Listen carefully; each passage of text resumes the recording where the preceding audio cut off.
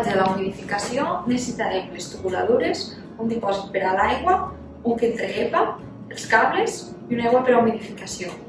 Començarem connectant el filtre EPA a la vàlvula expiratòria. Connectarem l'aigua per a humidificació.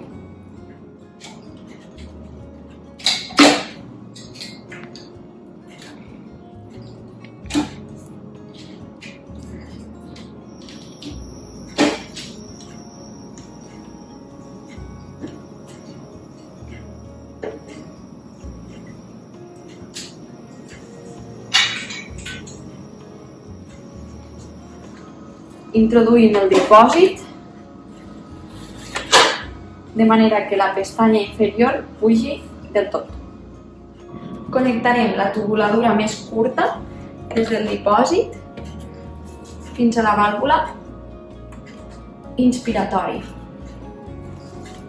Seguim connectant les tubuladures. Connectem la part blava al dipòsit i la part blanca al filtre EPA, que coincideix amb la vàlvula expiratòria. El cable color groc el connectarem amb la connexió groga. La connexió que té forma de trèvol a la tubuladura que coincideix amb la forma de trèvol. I la connexió doble amb la tubuladura que té la forma doble.